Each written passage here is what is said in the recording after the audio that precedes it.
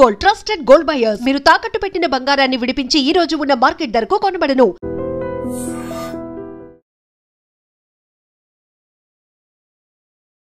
నమస్తే, నేను Kavitha. Welcome to I dream news and నిజాలు. ప్రతి దీపావళికి భారతదేశ ప్రధానమంత్రి నరేంద్ర మోదీ ఆర్మీతో కలిసి బార్డర్లో దీపావళి సెలబ్రేషన్స్ చేసుకోవడం అనేది ఒక ఆనవాయితీగా మారింది. అయితే ఫర్ ద ఫస్ట్ టైం ఆర్మీతో కాకుండా నేవీతో సెలబ్రేట్ చేసుకున్నారు, అది కూడా ఐఎన్ఎస్ విక్రాంత్తో. అదేమన్నా ఇండికేషన్స్ ఇస్తోందా? దీని వెనకాల ఉన్నటువంటి స్ట్రాటజీ ఏంటి? మనతో పాటుగా ఉన్నారు senior journalist Suresh Kochattil. Hello sir, నమస్తే. సో మనం ఎప్పుడు దివాళీ సెలబ్రేషన్స్ మిఠాయియా అనేది అక్కడ ఆర్మీతో పంచుకున్నారు, సెలబ్రేట్ చేసుకున్నారు, అక్కడి నుంచి మాట్లాడేవాళ్ళు, ఒక్కోసారి రఫేల్లో కూడా వెళ్ళారు, ఇలాంటివన్నీ మనం చూసాం. బట్ ఐఎన్ఎస్ విక్రాంత్ ఎందుకు? దీంట్లో వెనకాల ఏమైనా స్ట్రాటజీ ఉందా? ఈ మూడు సర్వీసెస్లో నేవీ, ఎయిర్ ఫోర్స్ అండ్ ఆర్మీలో అన్నిటికంటే అన్రొమాంటిక్ ఉన్నది navy. Out of sight out of mind అంటారు. వాళ్ళు ఎక్కడో సీలో ఉంటారు, లేకుంటే సబ్మెరీన్లో ఉంటారు. అవును. So they are not seen usually, బయట కనిపించారు. ఎయిర్ ఫోర్స్ అంటే పెద్ద పెద్ద ఎయిర్క్రాఫ్ట్, ఫైటర్ జెట్స్ అనేవి కనిపిస్తాయి. ఆ రొమాన్స్, టాప్ గన్ లాంటి మూవీ వచ్చిన తర్వాత చాలా మటుకు మోదీ గారు తెలిసింది ఏంటంటే ఈ నేవీకి ఇంపార్టెన్స్ ఇవ్వలేదు. ఎస్పెషల్లీ ఆపరేషన్ సింధూర్లో చాలామంది అడిగారు నేవీ ఏం చేశారు. అర్నబ్ గోస్వామి ఇంకా కొన్ని ఛానల్స్ చెప్పారు ఆల్రెడీ మన నేవీ కరాచీని కొట్టిపడేశారు, అదంతా కానీ జరగలేదు. We didn't have to use our navy. కానీ మన నేవల్ పవర్ చాలా ఇంపార్టెంట్. నాట్ జస్ట్ ఐఎన్ఎస్ విక్రాంత్తోనే. అది మనకు ఒక టైంలో మన దగ్గర 3 ఎయిర్క్రాఫ్ట్ క్యారియర్స్ ఉంటాయి. ఐఎన్ఎస్ విరాట్, దానికన్నా ముందు పాత INS Vikrant and INS Vikramaditya.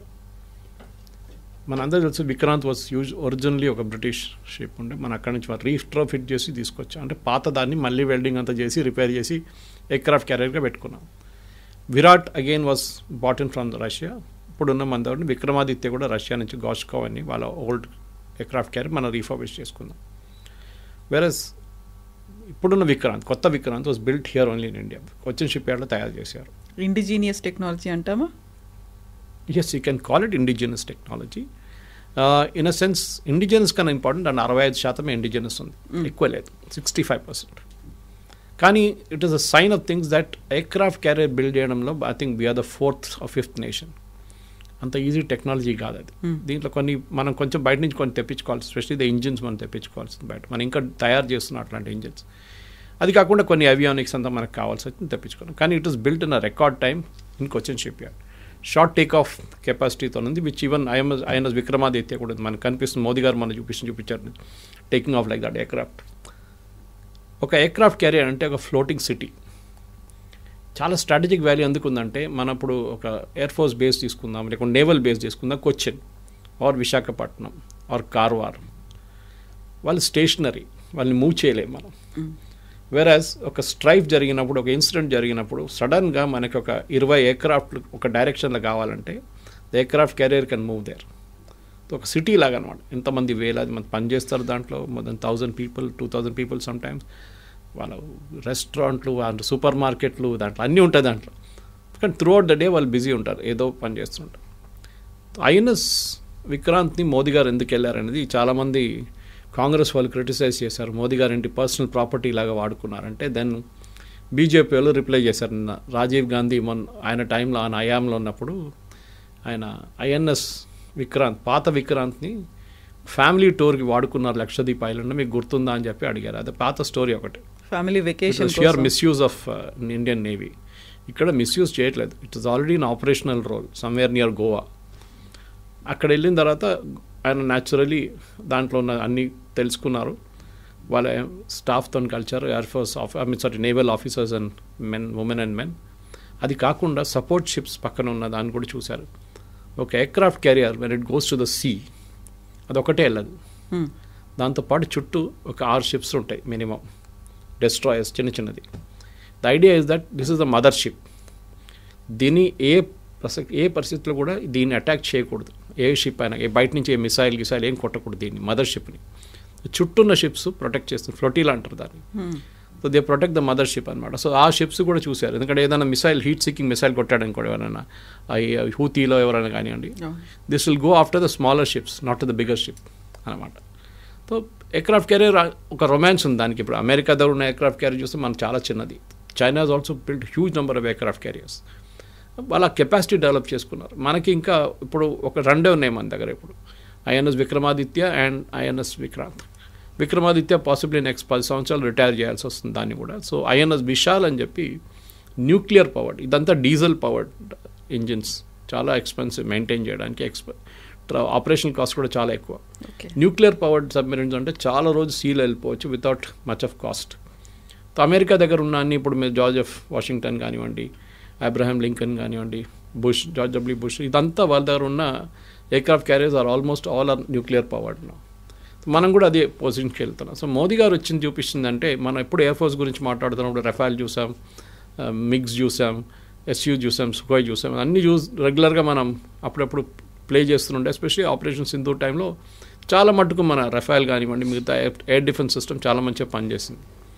కానీ నేవీకి రోల్ లేకుండే. సో ఈసారి వాళ్ళు డిప్రెషన్లో వెళ్ళకూడదు, వాళ్ళని కూడా మనం చూపిద్దాం that their capacity is very big. ఎందుకంటే ఇండియన్ నేవీకి చాలా పెద్ద రోల్ ఉంది ఇప్పుడు, especially in the present scenario. ఏమైపోయిందంటే మనం గల్ఫ్ నుంచి రోజుకి almost 1,00,000, I think, I don't remember the exact number, lakhs of barrels of oil flow through this straits.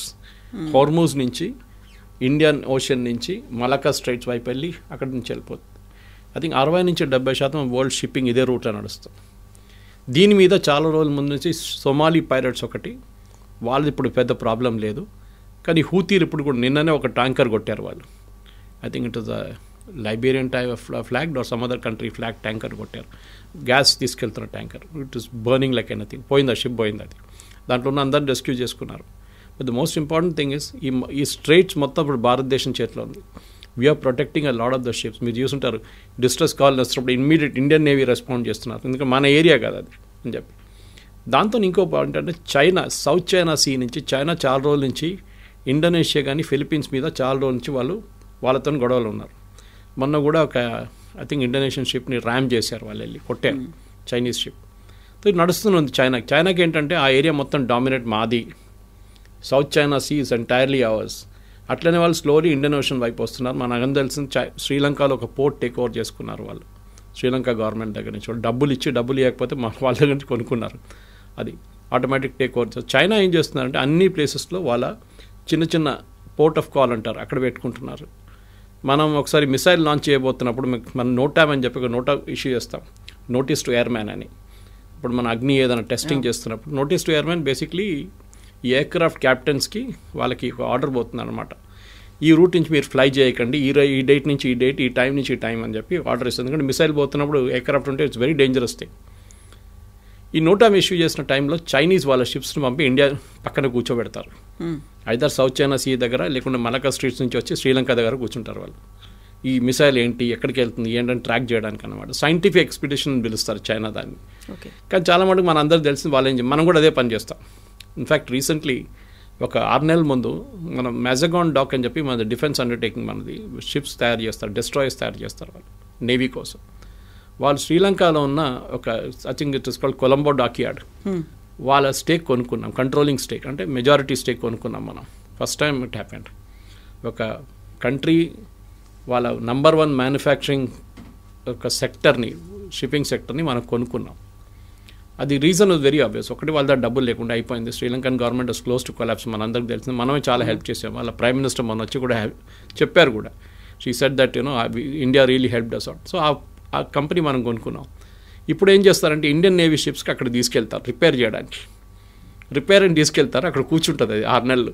దాని తర్వాత ఇంకో షిప్ వస్తుంది రిపేర్ అని చెప్పేసి. సో రిపేర్ అండ్ ఓవరాల్ అంటారు దాన్ని. అసలు రిపేర్ అండ్ ఓవరాల్ ఇప్పుడు కొలంబోలో నడుస్తుంది. యూజువలీ అది విశాఖపట్నంలో లేకుంటే ముంబైలో నడుస్తుంది అనమాట, ముంబై పక్కన. So now that will happen in Colombo also. ఈ నేవల్ క్లాష్లో మోదీ గారు దానికోసం as a figure and event there అన్నమాట. ఒక ఇండికేషన్, చూడండి మేము కూడా ఉన్నాం, ఇంకా ఐఎన్ఎస్ విక్రాంత్ ఇప్పుడు కూడా ఉంది, ఇది ఇట్లా ఉంటుంది, ఎయిర్క్రాఫ్ట్ ఎన్ని ఉన్నాయి, ఇన్ని టేక్ ఆఫ్ చేసినా చూడండి. నేను ఒకరోజు ఆయన గడిపారు కూడా అక్కడ, రాత్రిపూట వెళ్ళి he was on the ship only in the night. So it's a big indication అనమాట. ఎందుకంటే మన Indian navy just Malacca strait పక్కన పెడితే కూడా మనం చాలా మటుకు ఈవెన్ కార్వార్, ఐఎన్ఎస్ కార్వార్ కానీ లక్షద్వీప్లో మనం చాలా మటుకు ఇంప్రూవ్ చేసాం. వాళ్ళ పాకిస్తాన్ వాళ్ళ entire cocaine trade, drug trade ఆపేసాం మనం దాంతో. లేకుంటే ఆఫ్ఘనిస్తాన్ నుంచి కొకేన్ వచ్చి, పాకిస్తాన్ నుంచి కొకేన్ వచ్చి అది మన శ్రీలంక రూట్కి వెళ్తుంది. దాని ఇప్పుడు కార్వార్ దగ్గర, నెక్స్ట్ మన లక్షద్వీప్లో పట్టుకుంటున్నాం అట్లాంటి షిప్స్ అన్ని. అది కాకుండా చాలా మటుకు ఇంపార్టెంట్ అంటే మన గ్రేట్ నికోబార్ ప్రాజెక్ట్ స్టార్ట్ చేస్తున్నాం. It's already started. Sonia Gandhi criticised it, Rahul Gandhi criticised it. ఎందుకు చేస్తున్నారు అది? ఆల్మోస్ట్ 7,000 crore ప్రాజెక్ట్ అది. 37,000 crores. The total cost is around 98,000 crores. చాలా పెద్ద ప్రాజెక్ట్, చాలా స్టేజెస్లో ఉందన్నమాట. I think the last stage will finish somewhere in 2050. అది ట్రాన్స్షిప్మెంట్ పోర్ట్. అంటే పెద్ద పెద్ద షిప్స్, కంటైనర్ షిప్ మనం చూస్తుంటాం చూడండి వీడియోస్లో, అది వచ్చి చాలా మటుకు ఇండియన్ పోర్ట్స్ని అప్రోచ్ చేయలేకపోతారు వాళ్ళు. కొలంబో లేకుంటే శ్రీలంక లేకుంటే క్లాంగ్ అని చెప్పి మలేషియా దగ్గర ఒకటి పోర్ట్ ఉంది, ఇండోనేషియా మలేషియా దగ్గర. ఆ పోర్ట్కి వెళ్తారన్నమాట. లేకుంటే దుబాయ్ నుంచి వస్తుంది ఇది. కొలంబోలో వచ్చి ఈ కంటైనర్ని అక్కడ దింపి ఆ షిప్ వెళ్ళిపోతుంది, పెద్ద షిప్. అక్కడి నుంచి మన చిన్న దాంట్లో మన కంటైనర్ మన దేశానికి తీసుకొస్తాం. ఎంత లాస్, ఎంత ఎక్స్పెన్సివ్ చూడండి అది. దాని బదులు మనకు డైరెక్ట్ వచ్చేస్తే మనం మన కంట్రీకి తెప్పించుకోవచ్చు కదా. So India has now got one deep water project. అది విഴിഞ്ഞం అని చెప్పి ట్రివాండ్రం దగ్గర అదానీ వాళ్ళ పోర్ట్ ఒకటి ఉంది. Kerala government and Adani joint venture అది. ఆ పోర్ట్లోనే ఇప్పుడు చాలా మటుకు even the world's biggest container ship మన వచ్చింది అక్కడికి ఒక నెల ముందు. ఆల్రెడీ ఉంది, మన స్టార్ట్ అయిపోయింది. చాలా మటుకు కొలంబో బిజినెస్ దెబ్బతిన్నది, సింగపూర్ దెబ్బతిన్నది. Klang also has lost of market చేరిపోయింది వాళ్ళది కూడా. సో కొన్ని ఎనిమిటీ ఉంది వాళ్ళకు కూడా. అంటే వాళ్ళకు కూడా ఇది, కానీ we have signed agreement with Singapore government. ఇప్పుడు సైన్ చేసాం ట్రాన్స్షిప్మెంట్ కోసం అనమాట. మన కొత్త గ్రేట్ నికోబార్ పెట్టుకుంటే కూడా మనకు గ్రేట్ నికోబార్లోనే మనకు ఆల్రెడీ ఒక ఎయిర్ ఫోర్స్ బేస్ ఉంది. I think it's called INS Baaz, అంటే eagle. INS Baaz is already there ఒకటి. అది కాకుండా కొత్త ఎయిర్ స్ట్రిప్స్ డెవలప్ చేస్తున్నాం. అది కాక పెద్ద నేవల్ బేస్ డెవలప్ చేస్తున్నాం అక్కడ. దానికే Sonia Gandhi was getting very upset. ఇంత పెద్ద నేవల్ బేస్, ఈక్వాలజీ అది ఇది అని చెప్పి వీళ్ళు గొడవ చేస్తున్నారు. ఈక్వాలజీ మీద ఏం లేదు, మొత్తం it has got a green clearance already. అది కూడా స్టేజెస్లో కడుతున్నారు. అండ్ ఆ ఐలాండ్లో ఉన్న ఒక ఐలాండ్లో 230 మంది ట్రైబల్స్ని అసలు ముట్టట్లేదు. వాళ్ళు అక్కడే ఉంటారు, ఎక్కడ ఉన్న వాళ్ళు. That is not the Sentinelese. ఇంకో ట్రైబ్ ఉంది మీరు చూస్తుంటారు, దే ఆర్ నాట్ టచ్డ్. వాళ్ళు చాలా దూరం అక్కడి నుంచి. Is the great Nicobar right at the end of Nicobar chain అన్నమాట. సో మనకు కూడా strategically it is very important. ఎందుకంటే భారతదేశంలో I think it's 1300 kilometers from Indian main land. Nicobar, Andaman Nicobar మన థాయిలాండ్కి పక్కన ఉంటుంది, మనకన్నా ఎక్కువ. So it is closer to Phuket than to India. So అట్లాంటి పరిస్థితుల్లో మలకా స్టేట్స్ కంట్రోల్ చేయడానికి మనకు నేవీ చాలా ఇంపార్టెంట్. సో ఆ నేవీ ఇంపార్టెన్స్ కోసం మోదీ గారు వెళ్ళారు ఇప్పుడు. ఒక మోటివేషనల్ థింగ్ లాగా చూడండి, మేము కూడా మీతో ఉంటాం. వాళ్ళు కూడా దివాళీ రోజు ఎప్పుడు ఆర్మీ వాళ్ళతో గడుపుతారు మీరు, ఈసారి మా దగ్గర రండి అని. Definitely he went. And I think it's good. మన దాంట్లో ఆప్టిక్స్ అంటాం మన ఇంగ్లీష్లో, ఫోటో ఆప్టిక్స్ ఉంటాం. అది మోదీ గారు డెక్లో నిలబడ్డము, నడుచుకుంటూ వెళ్ళడము, ఎయిర్క్రాఫ్ట్ టేక్ ఆఫ్ చేసి సెల్యూట్ చేయడం, ఇదంతా చాలా ఆప్టిక్స్గా ఉందన్నమాట. The Indian navy has arrived at the scene, the blue water navy అంటాం మనం. అదొక మెసేజ్ వెళ్ళింది ఇప్పుడు. చైనా కానివ్వండి, యూఎస్ కానివ్వండి, and to smaller extent small countries also, ఆ రీజన్లో ఉన్న కంట్రీస్ కూడా ఒక సైన్ ఆఫ్ ఇండికేషన్. ఎందుకంటే మనం అందరూ గుడ్ మాల్డీవ్స్లో ప్రాబ్లం జరిగింది మనతో. We had a Dornier aircraft ఒకటి, ఒక 2-3 హెలికాప్టర్స్ అండ్ మన చిన్న షిప్ ఉండే మనది అక్కడ. ఈయన ముయిజు రాగానే నేను అందరిని తీసి పడేస్తానని చెప్పి పెద్ద గొడవ చేసి ఇండియా అవుట్ క్యాంపెయిన్తో ఎలక్షన్ గెలిచాడు. కానీ గెలిచిన తర్వాత ఆయన తెలిసిపోయింది అంత డబ్బులు లేదని చెప్పేసి. సో ఆయన మళ్ళీ ఇప్పుడు వచ్చి ఎవ్రీ 6 months వచ్చి ఒక 50 million తీసుకెళ్తారు మన దగ్గర నుంచి. సో మన షిప్స్ ఇప్పుడు అక్కడే ఉన్నాయి, ఎక్కడికి వెళ్ళలేదు. అది కాకుండా మనకి సెషెల్స్లో కూడా ఒక స్టేక్ ఉంది. ఎందుకంటే సెషెల్స్లో ఇప్పుడు కాదు, ఐ థింక్ ఇట్ వాజ్ 20 సంవత్సరాల ముందు ఒక కూ జరిగింది అక్కడ గవర్నమెంట్, లీగల్ గవర్నమెంట్ని పడేశారు కొంతమంది కలిసి. సో ఏం చేశారంటే మనం క్విక్ రెస్పాన్స్ ఫోర్స్గా మనకు ఇండియన్ నేవీ షిప్ని ఒక కమాండో ఫోర్స్ని పంపించాం, ఎయిర్ డ్రాప్ చేసాం అక్కడ. So we rescued them. So దానికి ఉంది. సో అట్లాంటి అన్ని కంట్రీస్ ఇప్పుడు మన చైనాని తప్పు పట్టకూడదు, మనం కూడా చేస్తున్నాం. ఎక్కడెక్కడ మనకి అగ్రిమెంట్ సైన్ చేయొచ్చో మన అగ్రిమెంట్ సైన్ చేసి అక్కడెక్కడ ఆ పోర్ట్స్లో మన షిప్స్ని పెడుతున్నాం మనం. It's very important. Today's geopolitical వరల్డ్లో మన dominance of navy is extremely important. మీరు ఎయిర్ ఫోర్స్ మీరు శ్రీలంక దాకా తీసుకెళ్ళలేరు, మీరు మలేషియా దాకా సెషెల్స్కి తీసుకెళ్ళలేరు, కానీ నేవీ కెన్ మూవ్ అరౌండ్ అనమాట. And this Malacca Strides which is the most important straight today. ఒకసారి గ్రేట్ నికోబార్ ప్రాజెక్ట్ వచ్చేస్తే మలకా స్ట్రైట్ని కంట్రోల్ చేసే మొత్తం ఇండియన్ నేవీ ఉంటుంది. ఆల్రెడీ కంట్రోల్ చేస్తున్నారు చాలా మటుకు. కానీ మన ఒక కంట్రీ పేరుతో ఉన్న ఒక ocean, other day Shashi Tharoor saying this, till then నాకు కూడా అది ఇంపాక్ట్ స్ట్రైక్ కాలేదు, which is the only ocean named after a country అన్నారు. Okay, Indian ocean. So it is our ocean, we're controlling it అనమాట. సో నేవీకి ఉన్న ఇంపార్టెన్స్ ఆ aircraft క్యారియర్లో వెళ్ళి అక్కడ ఉన్న ఇంకా సబ్మెరీన్ చూడలేదు. బహుశా నెక్స్ట్ టైం సబ్మెరీన్కి వెళ్తారో మోదీ గారు తెలియదు, ఎందుకంటే submarines is different world all together. దానికి ఉన్న సీక్రెటివ్నెస్ మనం బయట ఎక్కువ చెప్పాము. We're now building toying between idea జర్మనీతో వెళ్ళాలన్నా, ఫ్రాన్స్తో వెళ్ళాలన్నా, స్కార్పియన్కి వెళ్ళాలన్నా, మిగతా దాన్ని చేయాలని చెప్పి సిక్స్ కొత్త సబ్మెరీన్స్ తయారు చేయబోతున్నాం మన ఇండియాలోనే, Atmanirbhar, but with technological collaboration with either France or Germany. ఇదన్నీ ఓవరాల్గా చూస్తే కవిత గారు, it's a picture of building a new India, Atmanirbhar భారత్లో Vikrant is a big showcase మనకి. దట్ భారతదేశం కూడా ఒక ఎయిర్క్రాఫ్ట్ క్యారియర్ తయారు చేశారు, అక్కడికి మోదీ గారు వెళ్ళారు. మోదీ గారు అడ్రస్ చేసినప్పుడు half the speech was not about navy, it is about how naxalism was handled in that states and how నెక్సలిజాన్ని మొత్తం అరికట్టేసాం మనం, కంప్లీట్గా దాన్ని ఫినిష్ చేసేసామని చెప్పి మోదీ గారు ఇచ్చిన స్టేట్మెంట్ చాలా ఇంపార్టెంట్ అక్కడ. సో ఓవరాల్ చూస్తే it's a statement of optics అంటాం. మోదీ గారు అక్కడ వెళ్ళి క్రియేట్ చేసిన ఇంపాక్ట్ ఇంకా బహుశా ఇంకొక 6 నెలల్లో, ఇంకా సంవత్సరం కూడా ఉంటుంది. అండ్ కొత్తగా ఎయిర్క్రాఫ్ట్ క్యారియర్ కానివ్వండి, కొత్తగా ఎయిర్క్రాఫ్ట్ ఏం చెప్తారు వెపన్ సిస్టమ్స్ కానివ్వండి, అన్నీ డెఫినెట్లీ ఈ విజిట్తోనే కొంచెం మోదీ గారు వెళ్ళిన దాని ట్రిప్ ప్రకారం మనం నెక్స్ట్ 6 monthsలో చూడొచ్చు మనం. సో ఈ మధ్యన బోల్డ్ అని ఇండికేషన్స్ వస్తున్నాయి అబౌట్ ఆపరేషన్ సింధూర్ 2.0కి సంబంధించి. అక్కడ ఎయిర్ ఫోర్స్ కావచ్చు, ఆర్మీ చీఫ్లు కూడా మాట్లాడుతున్నారు, రక్షణ శాఖ మంత్రి రాజ్నాథ్ సింగ్ కూడా మాట్లాడుతున్నారు. ఇప్పుడు సడన్గా ప్రధానమంత్రి నరేంద్ర మోదీ ఐఎన్ఎస్ విక్రాంత్కు వెళ్ళడము అని అంటే అదేమన్నా కొంచెం పాకిస్తాన్ వైపు ఏమన్నా ఇండికేషన్ ఉందా? అందులో కూడా స్ట్రాటజీ ఏమైనా కనిపిస్తుందా? Is it towards operation Sindoor 2.0నా? అమెరికా వైపు. Okay, it's very important. America ఏంటంటే ఇప్పుడు అమెరికా ఒక డామినెంట్ రోల్ ట్రై చేస్తున్నారు పాకిస్తాన్లో. అమెరికా కావాల్సింది రేర్ ఎర్త్, మన అందరికి తెలిసింది, అది పెలేడియం ఉండొచ్చు, క్యాడ్మియం ఉండొచ్చు, చాలా మటుకు రేర్ ఎర్త్స్. మన చిన్న ఈ ఫోన్లో ఉన్న రేర్ ఎర్త్, దీంట్లో కూడా రేర్ ఎర్త్ యూజ్ చేస్తున్నారు, ఒక మెటల్. రేర్ ఎర్త్ అంటే ఇంకేం లేదు, ఏదో ఒక మెటల్ ఉంటుంది, అది మన పీరియాడిక్ టేబుల్లో 1 from the bottom కనిపిస్తుంది, మీకు 11 to 12 మెటల్స్ కనిపిస్తుంది. ఆ మెటల్స్ చాలా క్రూషియల్, అది చాలా ప్లేసెస్లో ఉన్నాయి, రేర్ కాదు. Actually rare is the wrong word to use. ఆ మెటల్ తీసుకొని ఆ మెటల్ని ఏం చేస్తామంటే ఒక అలాయ్తో యాడ్ చేస్తాం. Okay, it can be added to అలాయ్తో యాడ్ చేసినప్పుడు చాలా హార్డ్ అయిపోతుంది. ఒక మొబైల్ ఫోన్ కవర్ కానివ్వండి, ఇన్సైడ్ పార్ట్స్ కానివ్వండి, ఒక మన ఇయర్ బడ్స్ పెట్టుకుంటాం మనం మ్యూజిక్ వినడం, that has got rare earth in it. అంత టఫ్ స్టీల్ కావాల్సి వస్తుంది దానికి to create a good sound అన్నమాట. అది కాకుండా మన కార్ విండోస్ని డౌన్ చేస్తూ ఉంటాం చూడండి, దాని కింద ఒక మోటార్ ఉంటుంది, magnetic motor, that is again made with rare earths. ఈ రేర్ ఎర్త్స్ అనేది అన్ని ఫీల్డ్స్లో ఇప్పుడు వచ్చేస్తుంది. మనం ఏ పార్ట్ మనం యూజ్ చేస్తున్న లైఫ్లో there is a rare earth metal being used in it. So మనం యూజువలీ స్టీల్ అని చూస్తాం, లేకుంటే అల్యూమినియం అని చూస్తాం, కానీ అది అన్నీ పోయిన పక్కన పెట్టి ఇప్పుడు టఫ్ మెటల్స్ యూజ్ చేస్తాం. ఒక ఎయిర్క్రాఫ్ట్ లైక్ ఫర్ ఎగ్జాంపుల్ F-35లో 350 కిలో రేర్ ఎర్త్ యూజ్ చేస్తారు. So it can be some steel or some different kind of steel అలా యూజ్ చేసి మనం దాన్ని లైట్ చేస్తాం, లైటర్ ఎయిర్క్రాఫ్ట్గా చేసుకుంటాం. ఎయిర్క్రాఫ్ట్ క్యారియర్లో యూజ్ చేస్తున్నాం చాలా మటుకు. ఈ రేర్ ఎర్త్ కోసం పాకిస్తాన్లో అమెరికా చాలా మటుకు ఇన్వెస్ట్మెంట్స్ పెడుతున్నారు. మొన్ననే ఒక వారం ముందు వాళ్ళ ఫస్ట్ కన్సైన్మెంట్ ఒక అమెరికన్ కంపెనీ అక్కడికి తవ్వి తీసుకెళ్ళిపోయారు యూఎస్కి. సో పాకిస్తాన్ కానివ్వండి, ఇప్పుడు ఆస్ట్రేలియాతో సైన్ చేశారు నిన్న ఒక అగ్రిమెంట్. సో అమెరికా ఏం చూస్తున్నా అంటే ఎక్కడైనా చైనీస్ వాళ్ళని అరికట్టడానికి, చైనీస్ క్యాంపెయిన్ని తగ్గించడానికి, చైనీస్ మీద డిపెండెన్స్ తగ్గించడానికి, ఎందుకంటే చైనా మొత్తం బ్యాన్ చేసి పడేశారు, ఎవరికి ఇవ్వమేమని చెప్పారు. మన దగ్గర కొంచెం రిలాక్సేషన్ అయ్యి భారతదేశం మేము ఇచ్చేస్తాం, మాకు ప్రాబ్లం లేదన్నారు. కానీ మన దగ్గర కూడా we're I think the world's 7th largest rare earth metal in the country. మనం ఇంకా తవ్వలేదు, మనం తవ్వాల్సింది ఇంకా చాలా ఉన్నాయి.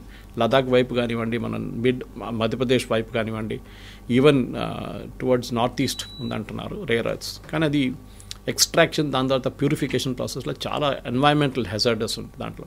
చైనా అసలు పట్టించుకోదు, మయన్మార్ వైపు వాళ్ళు చాలా చేస్తున్నారు అట్లా. మొత్తం ధ్వంసం ఆ ఏరియా అంతా కంప్లీట్ అయిపోయింది. కానీ నెక్స్ట్ 100 years 200 years మీరు ఆ ఏరియా వాడలేరు, అట్లా చేసేసారనమాట.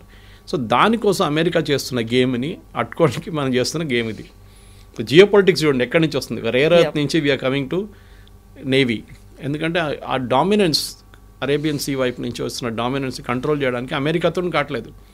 హూతీలు మేము అది చేస్తాం ఇది చేస్తాం అని ఇవాళ దాకా హూతీలు అక్కడే ఉన్నారు, ఎక్కడున్నారు. కొడితే ఇజ్రాయెల్ వాళ్ళు కొడుతున్నారు వచ్చి, అమెరికా ఏం చేయలేకపోతున్నారు.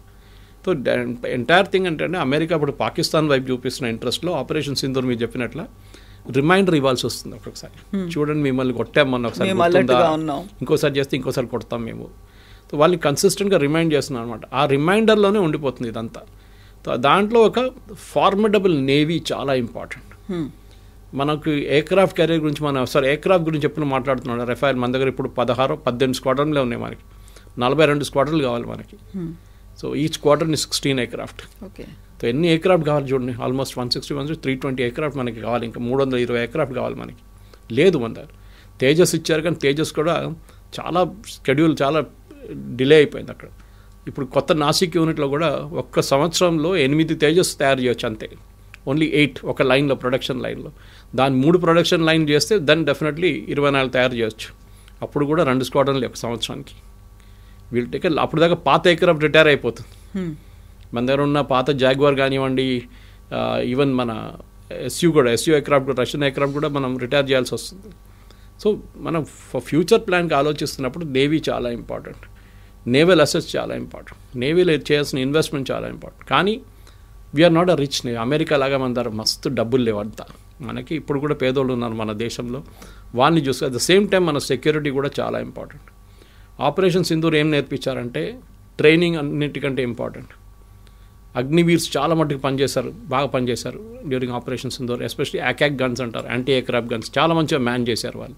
పాత బ్రిటిష్ ఎరా గన్స్ కానీ దాన్ని అప్గ్రేడ్ చేసి రడార్ ఫిట్ చేసి చాలా మంచిగా యూజ్ చేశారు. ఒక్క మిసైల్ కూడా ఇండియన్ టెరిటరీలో పడలేదు, యాక్టివ్ మిసైల్స్. అది కాకుండా నెక్స్ట్ మనం మిసైల్ ప్రొడక్షన్ చూసాం మనం. అది ఇప్పుడు రఫాల్ కోసం, రఫాల్ నుంచి కొత్త అగ్రిమెంట్ సైన్ చేసాం మనం ఇండియన్ నేవీ కోసం. We're getting 2 squadrons, 32 aircraft Rafale vertical take off and landing. ఎందుకంటే మనం ఎప్పుడు టేక్ ఆఫ్ ఇట్లా ఉంటుంది కదా, ఈవెన్ సీ హ్యారియర్ చూస్తుంటారు మీరు, which brought from Britain, we can land in a vertical manner. So అది మనం 32 తెప్పించుకుంటున్నాం రఫాల్ నుంచి. ఐ థింక్ ద ప్రొడక్షన్ మొదలైంది. బహుశా నెక్స్ట్ ఇయర్ అది year after that first production మనకు డెలివరీ స్టార్ట్ అయిపోతుంది. సో ఇండియన్ నేవీకి అది వచ్చినప్పుడు మనకు ఎయిర్క్రాఫ్ట్ క్యారియర్ కావాల్సి వస్తుంది. సో బహుశా అప్పుడు దాకా Vishal will start production and ఒక 4-6 నెలల్లో, 6 సంవత్సరాల్లో బయటకు వచ్చేస్తుంది కొత్త ఎయిర్క్రాఫ్ట్ క్యారియర్. కానీ న్యూక్లియర్ టెక్నాలజీ నేను చెప్పింది అంత ఈజీ కాదు, we have not done it. కానీ మన దగ్గర న్యూక్లియర్ సబ్మెరైన్స్ ఉన్నాయి. మనం రష్యాతో జాయింట్ వెంచర్గా చేసుకున్నాం. మనం రష్యాతో కావాలంటే చేయించుకోవచ్చు, మనం ఇంకోసారి జాయింట్ వెంచర్ పెట్టుకోవచ్చు. After possibly the Ukraine war is over, అక్కడ మనం అటువైపు వెళ్ళొచ్చు అనమాట. కానీ ఓవరాల్ పిక్చర్ చూస్తే మనం పాకిస్తాన్కి వార్నింగ్ ఎందుకు ఇస్తున్నామంటే మనం అన్ని వైపుల నుంచి రెడీ ఉన్నాం. మీరు యూఎస్తో ఎంత టైఅప్ పెట్టుకున్నా కానీ ఒకరోజు ఆఫ్ఘనిస్తాన్ వాళ్ళు ఎట్లా కొడుతున్నారు, మేము కూడా మిమ్మల్ని అట్లనే కొడతామని చెప్పి వాళ్ళకు ఒక భయం ఉండాలి. ఇప్పుడు ఆఫ్ఘనిస్తాన్ వైపు చూసి మనకి అంటున్నారు భారతదేశం వాళ్ళు స్పాన్సర్ చేస్తున్నారు, ప్రాక్సీ వార్ చేస్తున్నారు. మీరు కూడా చేశారు కదా 8 సంవత్సరాలు కాశ్మీర్లో, ఇప్పుడు కూడా చేస్తున్నారు. తక్కువనా మీరు చేసేది? లష్కర్ తైబా అందరి మీద కూర్చున్నారు టెర్రరిస్ట్ గ్రూపులు, వాళ్ళతో చేయించున్నారు. మేము ఎవరిని ఫండ్ చేయట్లేదు. వాళ్ళు వచ్చి ఆయుధాలు కొనుక్కపోతే మేమేం చేయాలి? మేము ఒక సూపర్ మార్కెట్ పెట్టుకున్నాం, ఎవడొచ్చో కొనుక్కోవచ్చు మా దగ్గర నుంచి. చైనీస్ చేస్తారు కదా, అరుణాచల్ బార్డర్ వైపు పెద్దగా సూపర్ మార్కెట్ ఉంది వాళ్ళ దగ్గర. సూపర్ మార్కెట్ అంటే మన చిన్న మార్కెట్ కాదు, అన్నీ మీకు ఏ తుపాకీ కావాలన్నా, ఏ మిసైల్ కావాలన్నా, ఏ ఆర్పీజీలు కావాలన్నా అక్కడ ఉంటుంది. నార్త్ ఈస్ట్లో ఉన్న టెర్రర్ గ్రూప్స్, మయన్మార్ నుంచి ఉన్న టెర్రర్ అందరు కొనుక్కెళ్తారు అక్కడి నుంచి వచ్చి. చైనా అంటారు మేమైతే అమ్మట్లేదు, మార్కెట్ ఉంది వాళ్ళు వచ్చి తీసుకెళ్తున్నాం. మనం కూడా అది చేస్తున్నాం. మన అజర్బైజాన్ వైపు నుంచి ఇస్తున్నామా లేకుంటే మిగతా ఇక్కడి నుంచి అని ఇస్తున్నామా, అది that is not our concern. వాళ్ళకి ఆయుధాలు కావాలన్నా మనం చేసామంతే, వాళ్ళు కొట్టుకుంటున్నారు అక్కడ. సో జియో పొలిటికల్ సిచ్యువేషన్లో చాలా మటుకు ఆర్మీని ప్రిపేర్డ్గా పెట్టడం చాలా ఇంపార్టెంట్. వాళ్ళ ట్రైనింగ్ ఇస్ ఎక్స్ట్రీమ్లీ ఇంపార్టెంట్. వాళ్ళకి కావాలని ఆయుధాలు ఇవ్వడం అది ఇంకా. సో రాజ్నాథ్ సింగ్ గారు అదే చెప్పారు, మేము మా వైపు నుంచి ఆ రోజు 4 రోజులు కొట్టాం, ఈసారి కొట్టినప్పుడు అది ఫైనల్ ఉంటుంది. ఎందుకంటే అసీమ్ మునీర్ అప్పుడప్పుడు మొన్న కూడా చెప్పారు న్యూక్లియర్ థ్రెట్, న్యూక్లియర్ చేస్తాం మేము న్యూక్లియర్. ఈ న్యూక్లియర్ బ్లఫ్ అనేది మోదీ గారు అప్పుడు చెప్పారు, we have called a nuclear bluff. ఏ దేశం కూడా న్యూక్లియర్ వెపన్స్ ఉన్నది 4-5 దేశాలు ఉన్నాయి. Nobody will use it. వాళ్ళ కాన్సిక్వెన్సెస్ తెలుసు దాన్ని. హిరోషిమా నాగాసాకి చూసిన తర్వాత వాళ్ళందరికీ తెలుసు ఏం జరుగుతుందో ఒక న్యూక్లియర్ వెపన్ యూజ్ చేస్తే. పాకిస్తాన్ ఉండదు, మన వైపు కూడా పడతారు, మనకు కూడా డ్యామేజ్ ఉంటుంది. కానీ మనం చాలా పెద్ద దేశం మనం. కానీ Pakistan once and for all Pakistan మొత్తం ఫ్లాట్ అయిపోతుంది. సో ఎవ్వరు వాడరు, యూఎస్ కూడా తెలుసు అది చాలా మటుకు. సో యూఎస్ పాకిస్తాన్ ఆర్మీని కంట్రోల్లో పెట్టుకోవాల్సి వస్తుంది. అది మెయిన్ ప్రాబ్లం పాకిస్తాన్లో. మనం చూసాం మొన్న కూడా కైరానా హిల్స్ కొట్టినప్పుడు వాళ్ళు భయపడ్డారు ఇమీడియట్లీ, బికాజ్ వాళ్ళ న్యూక్లియర్ స్టాక్ పైలు అక్కడ ఉంటుంది. సో ఎప్పుడు మన న్యూక్లియర్ వెపన్ రెడీగా పెట్టుకోము.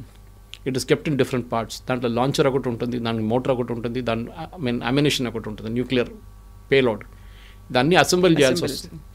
అసెంబుల్ చేస్తే అప్పుడు అసెంబుల్ చేసిన టైంలో తెలిసిపోతుంది. ఇప్పుడు ఇరాన్ కేసులో మనం చూసాం ఎట్లా ఇజ్రాయెల్ వాళ్ళు ఎట్లా కొట్టారు, దాని తర్వాత యూఎస్ వాళ్ళు B2 తీసుకొచ్చి ఎట్లా కొట్టారండి.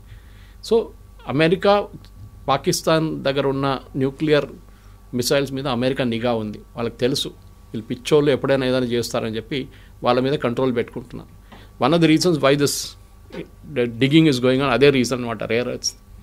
సో అక్కడి నుంచి బహుశా ఇంకొక 10 సంవత్సరాల్లో మన ఆత్మనిర్భర్ టోటల్ అయిపోయినప్పుడు ఫార్మడబుల్ ఫోర్స్గా, ఎందుకంటే ఇప్పుడు మనం చూసాం మొన్న ఒక రిపోర్ట్ వచ్చింది that we're the 3rd most professional and aggressive and powerful air force in the world అని చెప్పి పెద్ద మిలిటరీ రిపోర్ట్ వచ్చింది మొన్న. నంబర్ ఆఫ్ ఎయిర్క్రాఫ్ట్ కాదు, US 200 and some points score చేశారు, రష్యా 109 స్కోర్ చేశారు, మనం ఏమో 68, 69లో ఉన్నాం, చైనా ఏమో 63లో ఉంది point wise. Aircraft number of aircraft is not the question. మన దగ్గర ఎంత 1300 ఎయిర్క్రాఫ్ట్ ఉన్నాయి మన దగ్గర మొత్తం అన్నీ కలిపి సపోర్ట్ ఎయిర్క్రాఫ్ట్. వాళ్ళేం చూస్తున్నారు, మీ ట్రైనింగ్ ఏంటి, మీరు ఎట్లా వాడుకుంటున్నారు, మీ సపోర్ట్ సర్వీస్ ఏంటి, మీ గ్రౌండ్ సర్వీసెస్ ఏంటి. ఇప్పుడు చూడండి మన యూకే రిక్వెస్ట్ చేశారు, మీరు చూసుంటారు news, that they want our trainers to come and train them అంట. అక్కడ మన దగ్గర ఇక్కడ హకీంపేటలో దుండిగల్లా నేర్పించే ట్రైనర్స్ని వాళ్ళు అక్కడ పంపించమంటున్నారు యూకేకి, మా పైలట్స్ని ట్రైన్ చేయడానికి. ఆలోచించండి, మనం ఎక్కడి నుంచి ఎక్కడి దాకా వచ్చాం యూకేతోని. మన దగ్గర ఉన్న సీనియర్ పైలట్స్ ఇప్పుడు ఇన్స్ట్రక్టర్స్ అక్కడ వెళ్ళి యూకేకి వెళ్ళి వాళ్ళ పైలట్ నేర్పినవచ్చు. That is the indication that మనం ఎంత దూరం వచ్చాం భారతదేశం అని చెప్పేసి. మన ప్రొఫెషనలిజం ఇక్కడ దాకా మనం వీఆర్ ఏబుల్ టు షోకేస్. దానికి మన ఆపరేషన్ సింధూర్ చాలా మటుకు పనికొచ్చింది. బహుశా దానికో అడుగుంటారు బ్రిటన్, మా దగ్గర తక్కువ ఉన్నారు ఇన్స్ట్రక్టర్స్, కొంతమందిని అక్కడ పంపించండి అని చెప్పేసి. సో ఇప్పుడు ఆపరేషన్ సింధూర్ దీని తర్వాత మనకు గుర్తొచ్చేది ఐఎన్ఎస్ విక్రాంత్ అనగానే 1971లో జరిగినటువంటి వార్ గురించి. అప్పుడు అతి పెద్ద దెబ్బ పాకిస్తాన్కి తగిలింది. సో ఐఎన్ఎస్ విక్రాంత్ అంటే ఇప్పటికి కూడా వెన్నులో వణుకు అనేది ఉంటుంది. అందుకనే ఇప్పుడు మళ్ళీ మోదీ దాన్ని యూజ్ చేసుకున్నారు అనేటువంటి వాదన మోదీ గారు చెప్పారు కూడా కదా, పాకిస్తాన్కి దిల్ మే ధడ్కన్ లగ్తీ అది బయటకు రాగానే ఐఎన్ఎస్ విక్రాంత్ అని చెప్పి వాళ్ళ కడుపులో మంట వచ్చేస్తుంది, వాళ్ళకి అంత టెన్షన్ ఉంటుంది వాళ్ళకి. ఎందుకంటే 71 వార్లో ఏం జరిగిందంటే we had to block Chittagong and Dhaka. Chittagong mainly దానికోసం విక్రాంత్ని వాడుకున్నాం మనం చాలా మటుకు. బే ఆఫ్ బెంగాల్ నుండి బ్లాక్ చేసింది మొత్తం అక్కడి నుంచి ఎవరిని, ఎందుకంటే అమెరికా 7th ఫ్లీట్ పంపించారు, యుఎస్ఎస్ ఎంటర్ప్రైజ్ అంత పెద్ద ఎయిర్క్రాఫ్ట్ క్యారియర్ పంపించారు. కానీ దానికన్నా ముందు రష్యన్ సబ్మెరీన్స్ వచ్చి అక్కడ కూర్చుంది పక్కన, ఢాకా పక్కన, ఎస్పెషల్లీ చిటగాంగ్ ఏరియాలో. సో అమెరికన్స్ ఏం చేయలేకపోతే వాళ్ళు వెళ్ళిపోయారు. హెన్రీ కిస్సింజర్ చేసిన గేమ్లంతా మనకు తెలిసింది ఆ టైంలో. ఐఎన్ఎస్ విక్రాంత్ ఆ టైంలో మనం విశాఖపట్నం దగ్గర ఉండేది. యాక్చువల్లీ పాకిస్తాన్ ఏం చేశారంటే వాళ్ళ ఒక సబ్మెరీన్, ద లేటెస్ట్ సబ్మెరీన్ వాళ్ళది, అంత పాతది అది కూడా, పిఎన్ఎస్ గాజీ అని చెప్పి దాన్ని పాకిస్తాన్ నుంచి కరాచీ నుంచి పంపించారు. అది శ్రీలంక వైపు వచ్చి మనకి ఎక్కడో శ్రీలంకకు వచ్చే ముందు మనకు ఇండికేషన్ వచ్చింది, ఇది there is a submarine travelling అని చెప్పేసి. అది ఎక్కడికి వెళ్తుందో మనకు తెలియదు. సో దీని కమ్యూనికేషన్ ఇంటర్సెప్ట్ చేశారు. వెరీ లో ఫ్రీక్వెన్సీ కమ్యూనికేషన్ ఉంటుంది, అది ఇంక్రీజ్ చేసి చెప్తే అది ఐఎన్ఎస్ విక్రాంతి కొట్టడానికి వస్తుందని తెలిసిపోయింది. సో మన వైపు నుంచి ఒక పెద్ద గేమ్ ఆడారు మనం. ఐఎన్ఎస్ విక్రాంతి ఫస్ట్ అండమాన్స్ వైపు పంపించేశాం, అండ్ విశాఖపట్నం వైపు అప్పుడు దాకా ఇది వచ్చేసింది, తిరిగి శ్రీలంక వైపు తిరిగి మొత్తం మెడ్రాస్ వైపు నుంచి పైకి వచ్చి ఇట్స్ ఆల్మోస్ట్ నియర్ విశాఖపట్నం దగ్గర తిరుగుతున్నప్పుడు మన దగ్గర ఐఎన్ఎస్ రాజ్పూత్ అని చెప్పి ఒక రెస్ట్రాయర్ ఉండే. దాని తర్వాత సిరీస్ తయారు చేశారు, రాజ్పూత్ సిరీస్, గోదావరి సిరీస్ అని చెప్పి క్లాస్ ఆఫ్ క్యారియర్స్ ఉంటుంది. దాంట్లో ఐఎన్ఎస్ రాజ్పూత్. ఈ ఐఎన్ఎస్ రాజ్పూత్ని ఏం చేశారంటే వాళ్ళు మిమిక్ చేశారు ఇండియన్ నేవీ.